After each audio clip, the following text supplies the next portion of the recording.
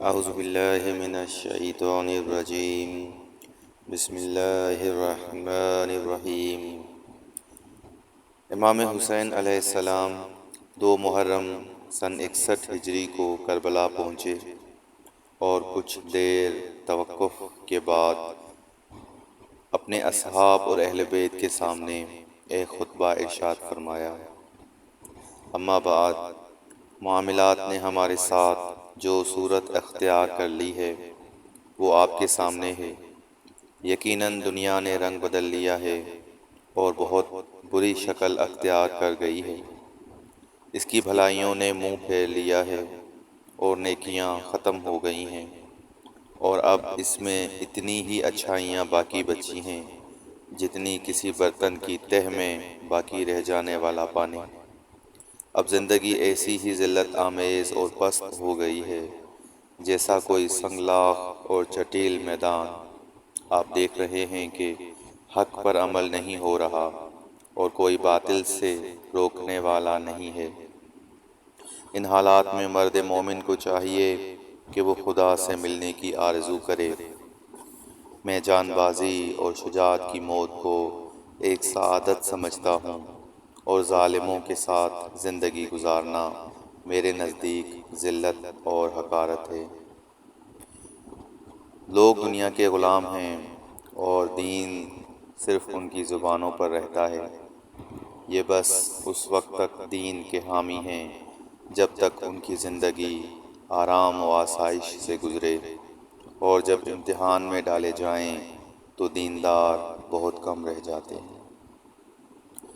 یہ خطبہ کربلا کی سرزمین پر امام علیہ السلام کا پہلا خطبہ تھا، اور اس میں امام علیہ السلام نے فرمایا کہ آپ نے اپنی جد و جہد کے مختلف علل و اسباب بیان فرمائے، جن میں مجموعی طور پر حکومت یزید کی مخالفت، احکام اسلامی میں لائی جانے والی تبدیلیاں، اور بالآخر امر بالمعروف اور نہی عن المنکر کا ذکر۔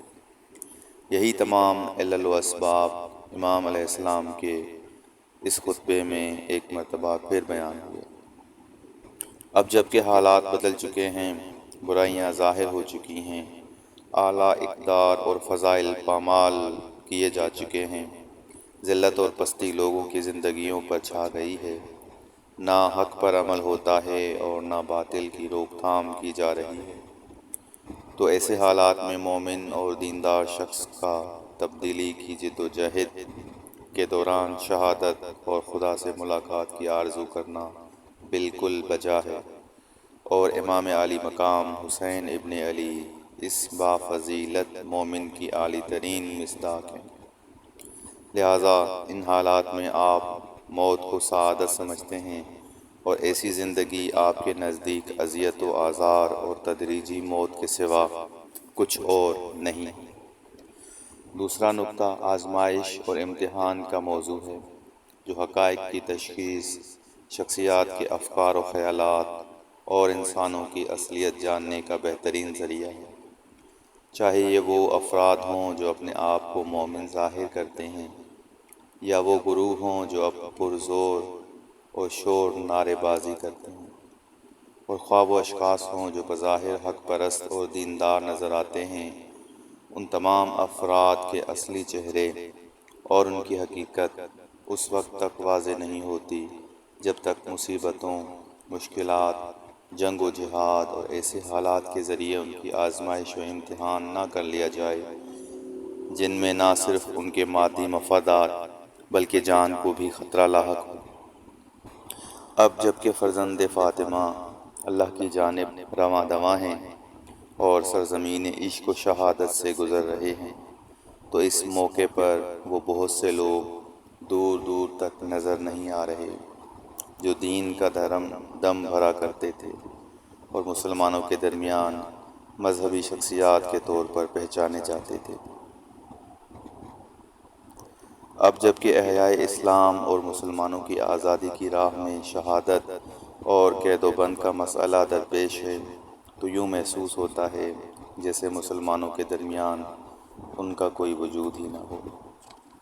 سختیوں اور مشکلات ہی کے ذریعے بلند مرتبہ اور حقیقی مردوں اور مصنوعی جھوٹے اور عام حالات میں سب سے بڑے مسلمان اور سب سے زیادہ مذہبی نظر آنے والے لوگوں کی پہچان ہوتی ہے، اور ان کے چہروں پر پڑا ہوا نقاب اترتا ہے۔